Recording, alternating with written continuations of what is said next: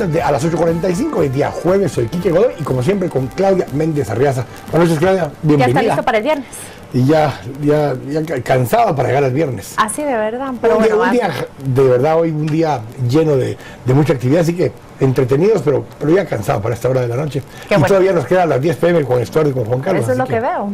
Vamos a seguir un poquito, pero vamos a iniciar esta primera charla con Renzo Rosal, director de Incidencia Pública de la URL. Buenas noches, Renzo, bienvenido. Muchas gracias, un gusto. Vamos a conversar un poco acerca del avance que ha tenido el tema de los candidatos para magistrados del Tribunal Supremo Electoral. Hoy veíamos en la nota recién que el Partido Patriota los tuvo allí en la bancada. Le dio 3 minutos a cada uno de los 40 para que expusieran. No hubo preguntas, no hubo más que escuchar las ponencias de los 40. ¿Cómo has visto el proceso hasta ahora? Ya culminaron los procesos de entrevistas que hizo la comisión y ahora empiezan las bancadas de alguna forma a preguntar. ¿Cómo has visto ese proceso? Bueno, en general creo que la primera parte bastante bien en términos del trabajo, creo que efectivo y bastante, digamos, independiente por parte de la comisión postuladora, hasta donde se puede también, ¿verdad? Y que entregan una materia prima, porque hay que ver los 40 candidatos como una materia prima de razonablemente cierta calidad, digamos, para poder escoger.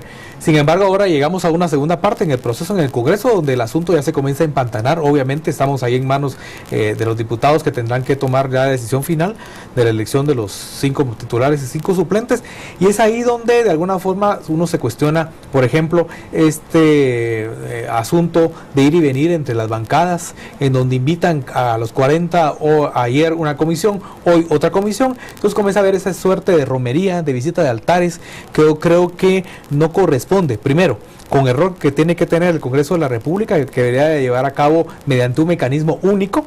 Ojalá hubiera habido un mecanismo, sin embargo evidentemente no lo hay y difícilmente lo va a haber, que pudiera establecerse, por ejemplo, que una comisión especial, que además está, pero un poco de adorno, pueda llevar a cabo entrevistas, pudiera haber digamos, una guía de entrevistas, pudiera haber una decisión más colegiada, digamos, más o menos de la altura de lo que está en juego, que es la elección de los responsables de una institución, que además en este caso ha venido un cierto debilitamiento y que esperaría uno que el proceso pudiera animar a que pudiera como retomarse o contribuir a recomponer el tema de la institucionalidad del Tribunal Supremo. Entonces creo que no ayuda mucho el estar y además prestarse un poco a juegos como entre bancadas, ¿verdad? Hoy cita a líder, mañana cita a una bancada presidida por gente del Patriota, y es creo que eso no ayuda, además no abona en el sentido de que de pronto todo eso, como algunos analistas también lo mencionan, puede ser un formalismo, pero que en esencia por detrás puede haber ya negociaciones, algún acuerdos, creo que tampoco eso genera positivismo. Pero hablemos sobre eso. ¿Qué es lo que ellos están exponiendo? 3 minutos es muy poco tiempo para exponer un plan de trabajo de 5 años y sobre todo en materia política.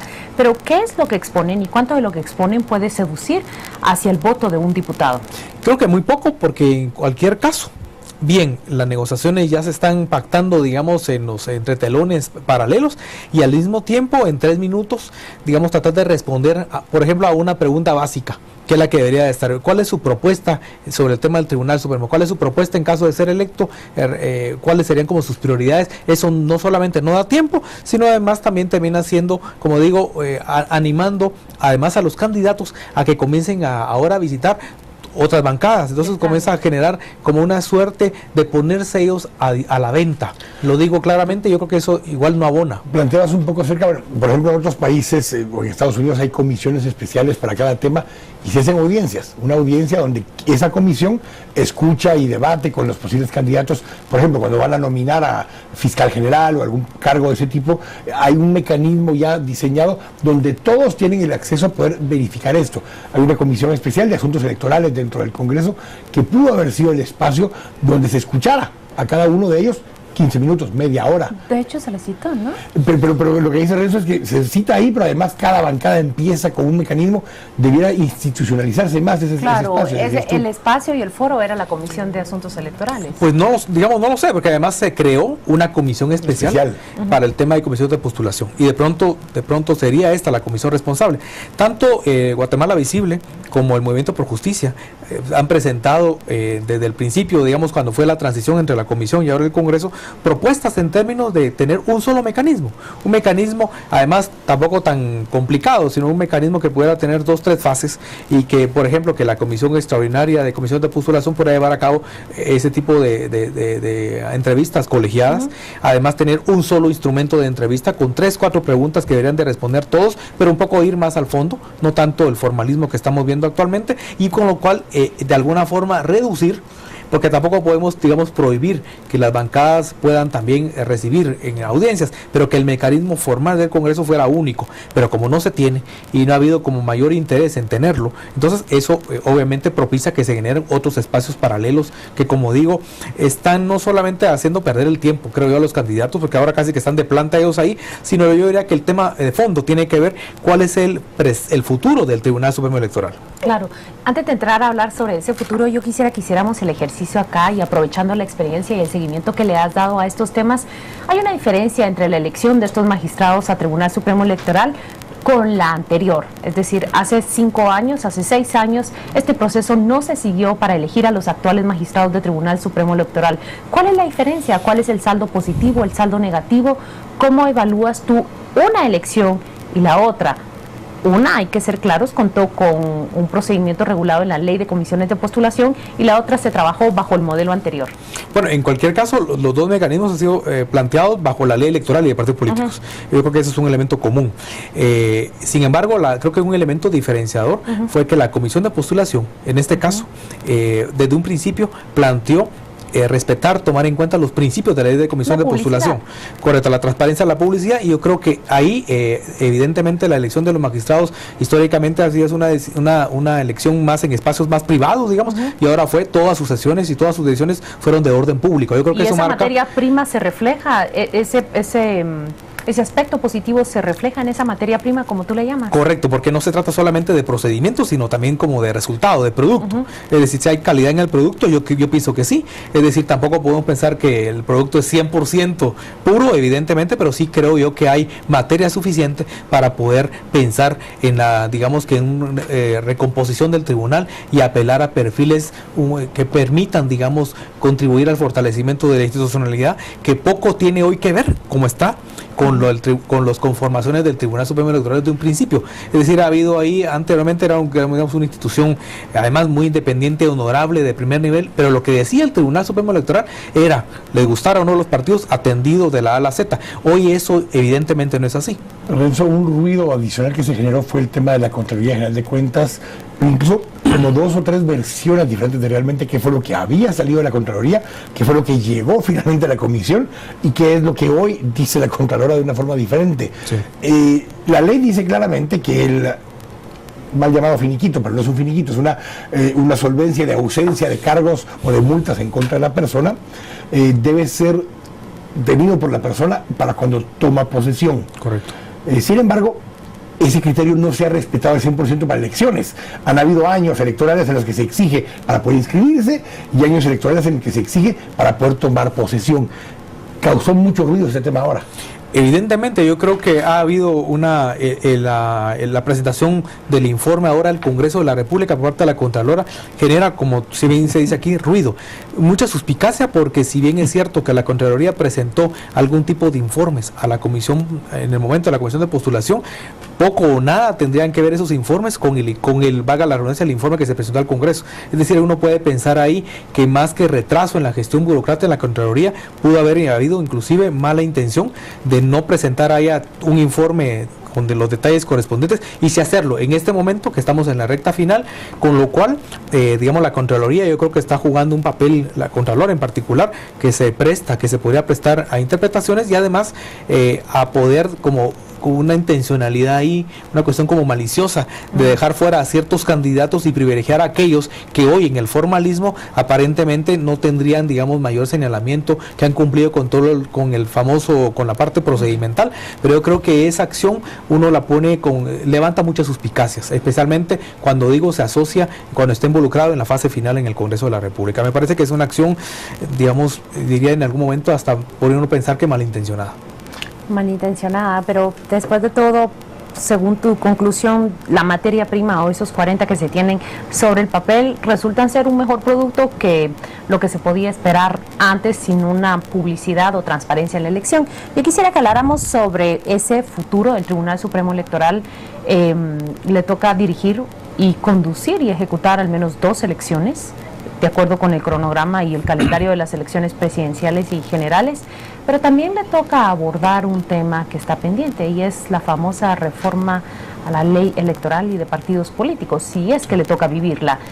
¿Tú ves que en esos 40 o los 10 que resulten electos están listos para abordarla, están listos para convertirse en ese Tribunal Supremo Electoral que tenga de verdad una incidencia y una fuerza para hacer cumplir esa ley?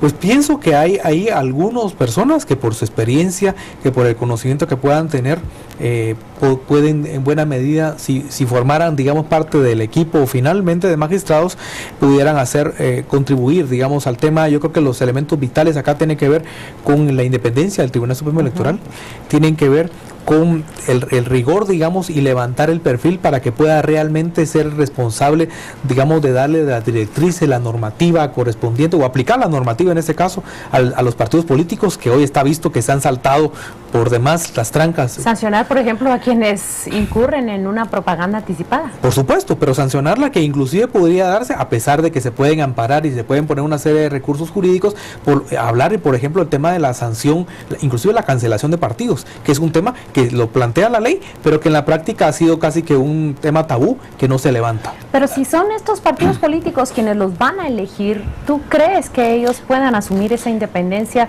Hablamos, por ejemplo, del Partido Patriota y el Partido Líder, que han pedido citas con ellos, por citar 2, pero hay muchos más partidos, está Todos, UNE. Si ellos van a dar sus votos para que uno solo sea electo, ¿estará listo ese uno para cuando llegue allí a sancionar a cualquiera de esos 4 que le eligió? Pues evidentemente, digamos, el gran peligro en este caso es que la correlación que quede sea una correlación que apunte a poder pensar en una nueva, una estructura supeditada otra vez a los partidos. Yo creo que el desafío fundamentalmente está ahí, en términos que no, evidentemente lo que se plantea acá no se puede, digamos, negar, prohibir, pero sí que quedara un equilibrio, es decir, que total de los 5 magistrados pudiera quedar, qué sé yo, 3 magistrados que pudieran contribuir, digamos, a una reconducción del tribunal. Y por supuesto, siempre esta es una elección de orden político y los partidos, eso no se puede para nada evitar. Pero partiendo justamente de ese comentario que hacías, hay países donde es abiertamente político, donde hay establecido un representante para X, Y y Z partido en la misma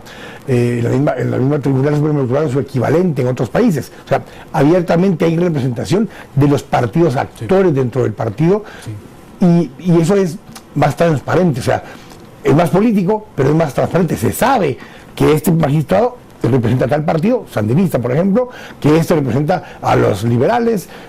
Es así de claro y así de transparente. ¿Es mejor eso o es mejor simular que estamos eligiendo magistrados independientes? No, yo creo que en cualquier caso es mejor decirlo abiertamente. Yo creo que ahora deberán ser los partidos, los que se han mencionado, los partidos fuertes, todos. Sí, bueno, ¿cuáles son sus apuestas? ¿Y por qué apuestan por cuáles, digamos, si sus candidatos, sus preferidos son A y B?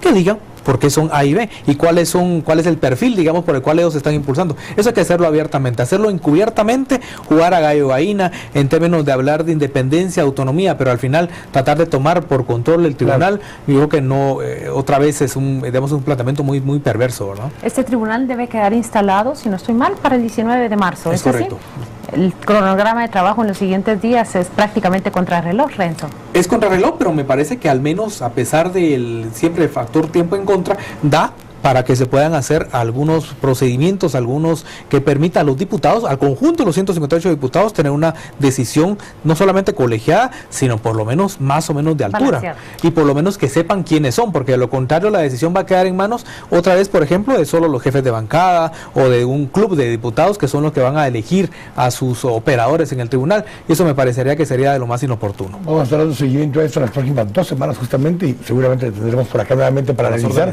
el producto final de este análisis. Así que gracias, Renzo. Un gusto. Gracias, Renzo. Tenemos que ir al corte. Estamos acá a las 8:45. Volvemos en un momento.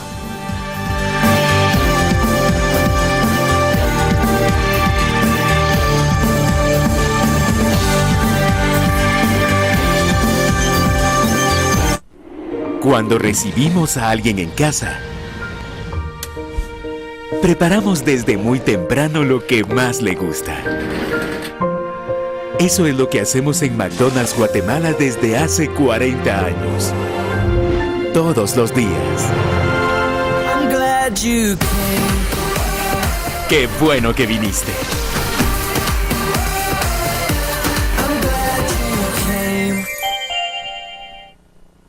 Esta semana en Contrapoder. Los Zetas aquí siguen. Ni se han ido ni los han echado. Con menos poder, pero el grupo criminal permanece en Guatemala. Más simbólico que real. Días después de la captura de Joaquín El Chapo Guzmán, dos expertas opinan que el golpe es importante, pero no disminuye el poder del crimen organizado. Enmiendas a las enmiendas. Quedan modificadas ciertas reglas que se impusieron para el manejo del dinero público. El día que murió Enrique Gómez Carrillo. Una crónica sobre el último día del mayor de los cronistas. El Gonzo en la escena electrónica. Una reseña desde otros teclados sobre el trabajo de José Raúl. Esta semana en Contrapoder. Enfoque, criterio, análisis. Búsquela en tiendas de prestigio o suscríbase al 2222-8722. Pasión por la vida. No es una frase, es nuestro idioma puesto en práctica. Es ayudar a ver la luz y estar junto a ti desde el primer día. Es caminar hacia adentro y tomarte de la mano. Es ampliar nuevas fronteras. Es entender que formamos parte de un gran país que crece y seguirá creciendo para ti. Centro Médico. Pasión por la vida. Banco Industrial, siempre de tu lado, presenta Noticias Financieras.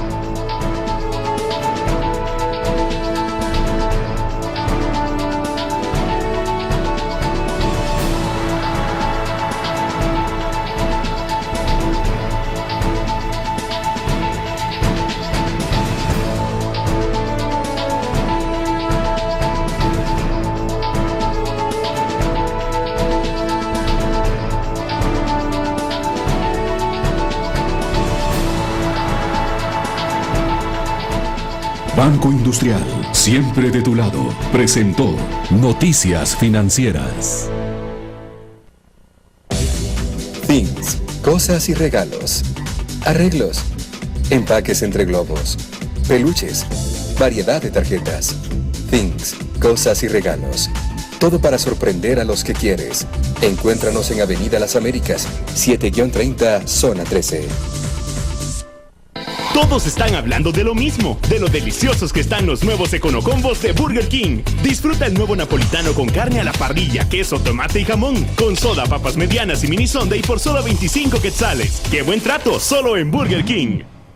Los invitamos al 9º Congreso Iberoamericano de Juristas del Derecho de Trabajo y de la Seguridad Social que se realizará en Guatemala del 26 al 28 de febrero en el Hotel Intercontinental. Por primera vez, un país centroamericano será el eje de las discusiones de actualidad en el mundo laboral, reuniendo a expositores de talla mundial. Inscríbete en www.asociacionescamarellasguatemala.org. Facebook, Congreso Iberoamericano de Juristas del Derecho de Trabajo y de la Seguridad Social. Teléfono 2268-2600. Estamos presentando a las 8:45.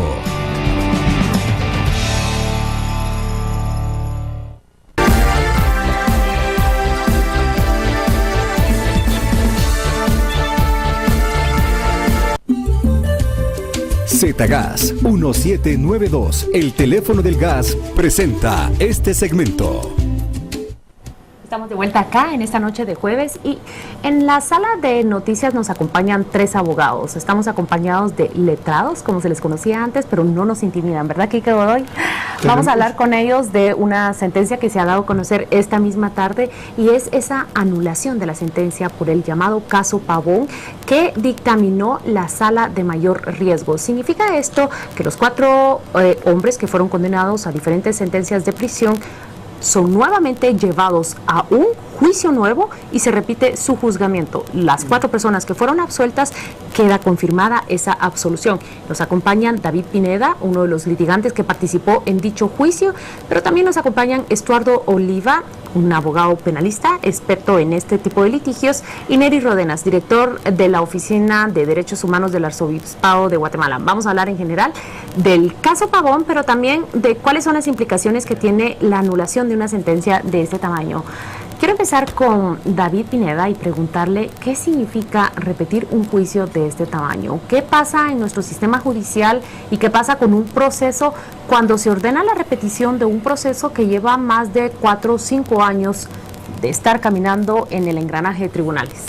Bueno, buenas noches, muchas gracias. Yo creo que esta sentencia evidencia lo mal que se encuentra el sistema de justicia penal en Guatemala, a pesar de que la sentencia pues pareciera ser beneficiosa, porque pues confirma absoluciones y revierte condenas, pero este tipo de caso nunca debió haber llegado hasta esta instancia.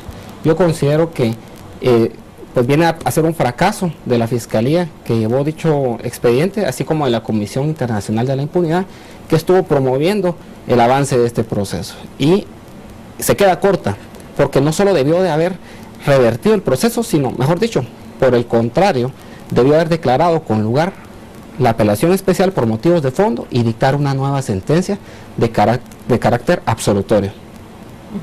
La dinámica, para que podamos entender un poco mejor, Estuardo, todo esto son procesos. Hay un procedimiento, regresamos a aquella famosa frase del debido proceso, claro. Y parte de ahí surge justamente la razón por la que resuelve la sala de esta forma. Sí, en efecto, Quique, buenas noches a todos. Buenas noches. Básicamente, bueno, es una apelación especial, un recurso de alzada, eso lo presenta la defensa, en el caso que nos ocupa, la defensa de los condenados, presentan el recurso de apelación especial y tienen 2 vías, el vicio de fondo y el vicio de forma. El vicio de fondo, como decía el licenciado Pineda, tendría que haber la sala, de haberlo acogido, haber dictado una nueva sentencia. En el caso de la defensa, obviamente tendrían que haber sido una absolutoria, una condena, una sentencia absolutoria, y en el caso del vicio de forma, que es por errores de procedimiento, en este caso el debido proceso, como tú lo dices, Quique, aquí me imagino que hubo una valoración de pruebas, si no estoy mal, equívoca, y eso lo que conlleva es que el tribunal de alzada, que es la sala que emite la sentencia del recurso de apelación especial, ha ordenado un reenvío. ¿Qué es esto?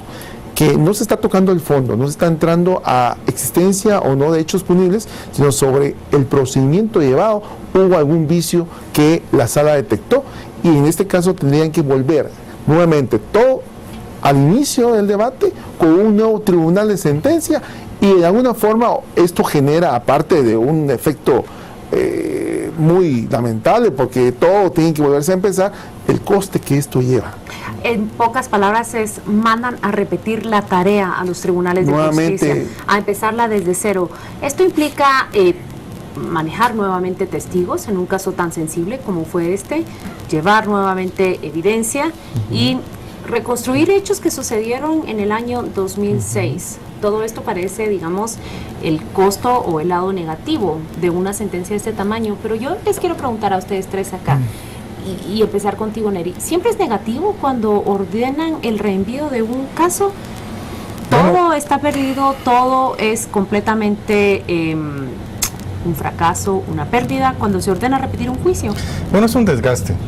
Yo creo que volver a repetir un proceso, volver a hacer pasar a los testigos, a las personas que ya declararon, a los peritos, es un desgaste cuando efectivamente hay vicios que llevan o motivan a anular una sentencia. Pues es preferible repetirla porque es más saludable. Pero de cualquier forma hay testigos que se cansan. Nosotros lo hemos visto en personas y en casos que han sido bastante largos. Los mismos testigos dicen, miren, ya nos cansamos de estar declarando, ya declaramos una vez en el Ministerio Público, nuevamente a un tribunal, vamos a repetir, y los riesgos que esto conlleva también, porque ya se han evidenciado las estrategias. Las estrategias tanto de la defensa como de la acusación se conocen. Entonces, prácticamente hay que establecer nuevas estrategias y es mucho más difícil poder diseñar, ¿verdad? Entonces no hay nada positivo, Estuardo. Sería muy radical decir que no hay. Desde el momento que está legislado, creo que es una normativa positiva y vigente.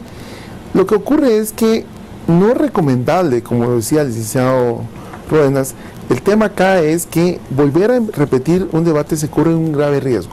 Hay contaminación de la prueba y eso implica que podría haber de parte del nuevo tribunal que conozca bastantes impedimentos, bastantes valladares para poder llevar un juicio depurado y volver a dictar una sentencia que de buena suerte podría ser distinta.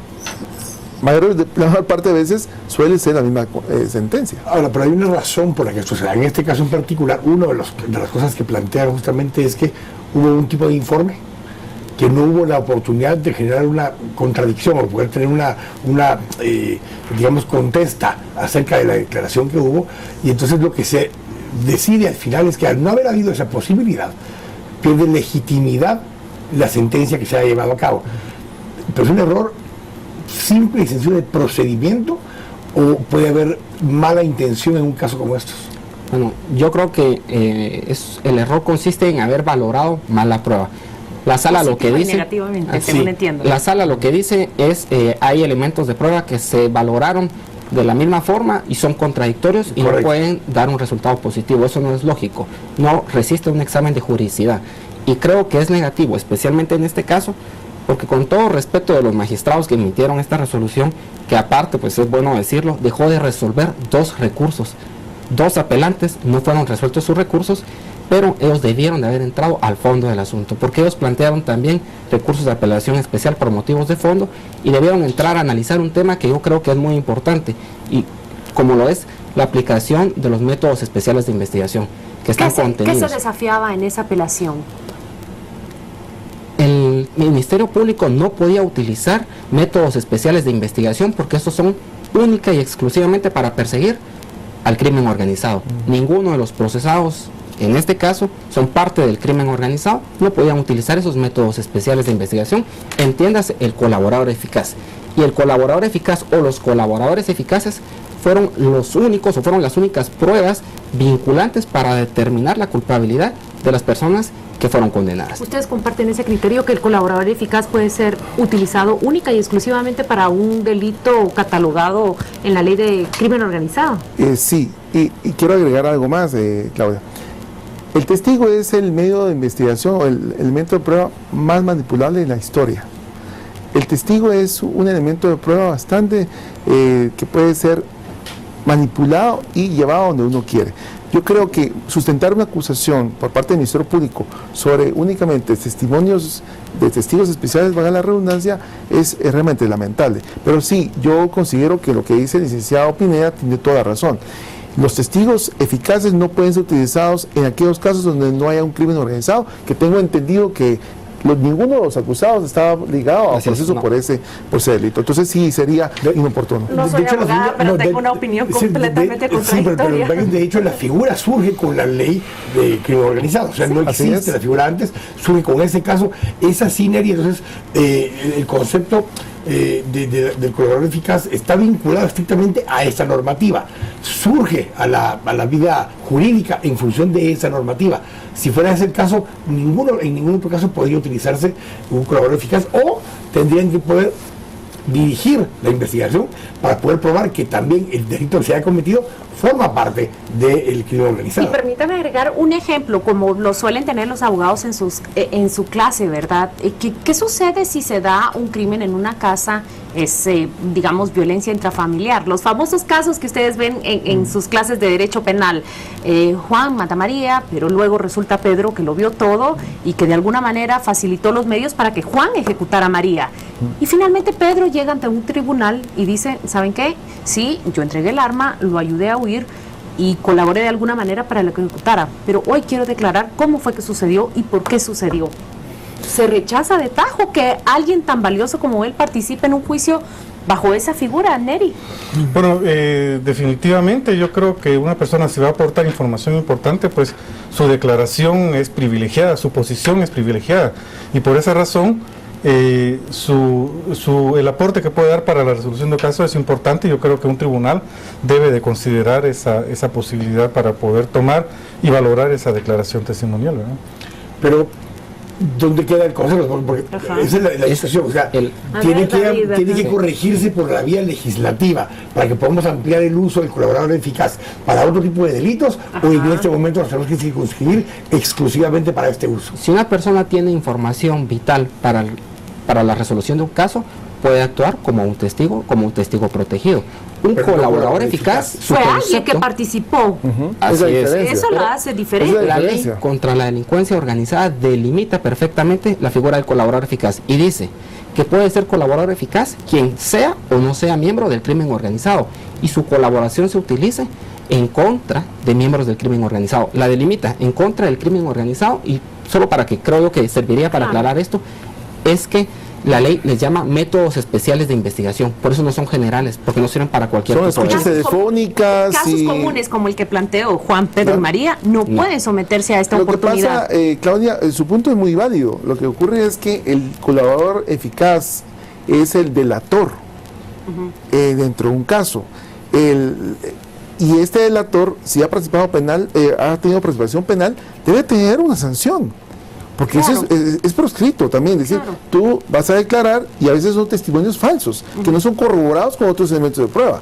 Yo considero que el sistema debería ser que el que va a colaborar se le va a tener tal vez a una atenuación de la condena, pero no salirse sin una condena como ha ocurrido acá. Entonces cualquier persona que ha participado penalmente dice un testimonio y se sale como que no hubiera pasado nada. La legislación tiene deficiencias que necesitan ser mejoradas, y eso es específicamente que necesita mejorarse. La práctica nos lleva a pero justamente conversando con la fiscal general en esto hace unos días, el comentario que ella hacía con respecto a estos métodos de investigación, ella decía, bueno, la figura del colaborador eficaz lo acabamos de empezar a utilizar, es perfeccionable todavía y tiene errores y cosas que tenemos que mejorar para que el uso no sea abusado de alguna forma o no sea deslegitimizado tan fácil para que pueda seguirse fortaleciendo. Lo planteó en esta ocasión diciendo esto, diciendo sí, lo hemos usado y tal vez ha habido abusos en algunos momentos por la figura, pero es que es nueva la figura y no hemos aprendido a usarla ni está perfeccionada. Definitivamente yo soy de la idea de que se debe de mejorar, es necesario practicarlo para conocer qué es lo que tenemos nosotros que mejorar, pero lamentablemente en Guatemala mucha prueba se sustenta todavía en declaración testimonial, en vez de sustentarse en prueba científica que le daría mucho más contento y mucho más objetividad a una... Claro, o lograr armar el rompecabezas con todo tipo de prueba. Yo tengo una pregunta acá. El caso Pavón nació en septiembre de 2006 y han pasado cerca de 8 años cumpliría. Se la voy a preguntar en primer lugar a Neri Rodenas, como representante de esa voz por los derechos humanos. ¿Qué han ganado los derechos humanos con este caso, independiente de sentencias condenatorias o absolutorias? ¿Qué se ha ganado en el terreno de los derechos humanos? Yo creo que este caso ha permitido evidenciar la práctica que han utilizado grupos que se fueron acostumbrando a resolver los casos por la fuerza. O sea, se hace limpieza social, entre comillas, se hacen ejecuciones extrajudiciales, y este caso evidenció esa corrupción que hay dentro de las instancias del Estado, que nosotros no podemos asegurar que hoy está el Estado totalmente limpio. Y yo creo que han permitido por lo menos sentar precedentes sobre los mecanismos que se utilizaron, y muchas veces para poder ejecutar a personas y también para poder manipular los medios de prueba. ¿Y ustedes como abogados han visto que esta cultura, digamos, que denuncia esas ejecuciones de parte de agentes del Estado, se vive en tribunales, se vive en ese derecho penal que ustedes practican? El índice es alto. ¿Qué se busca con esto, Claudia? El derecho penal tiene como función la prevención general y la prevención especial. En este caso, la prevención general es intimidar a los grupos, en este caso encargados de la seguridad ciudadana, que no cometan ese tipo de atropellos hacia derechos fundamentales, y motivarlos, porque la norma penal lo que conlleva es motivar al ciudadano, al administrador de justicia, que su conducta la encauce sobre una línea correcta. O sea, la prevención general positiva y negativa que el derecho penal busca, creo que se cumple con este tipo de procesos, aunque lleven tiempo. Pero mal es de que hay muchas gentes que tuvieron participación penal y nunca han llegado a ellos. ¿Qué pasa con el Ministerio Público? O quienes están presos no fueron participantes necesariamente de estos hechos. Ahora, David, hablabas de las dos figuras, el testigo protegido y el caso, en este caso, el colaborador eficaz. En otros países hay una figura adicional, el whistleblower o el delator, que sin que necesariamente haya sido partícipe de algo, sin que sea necesariamente un testigo protegido. Es un delator, es una persona que presenta información que puede servir para un caso, no necesariamente crimen organizado, un caso dentro de una empresa, dentro de una función del Estado, dentro de alguna categoría de esta donde fue testigo de un acto de corrupción, por ejemplo, y es un delator. Hay una figura en particular que se ha generado en otros países para esto. ¿Crees que hay necesidad de generar figuras diferentes más allá del colaborador eficaz, donde la persona no necesariamente es un testigo protegido, pero que necesitan herramientas nuevas para poder complementar estas herramientas que decíamos hace un momento? Bueno, yo creo que si no tuvo una participación en la ejecución del delito, no tiene una responsabilidad penal. Es un testigo o un testigo protegido.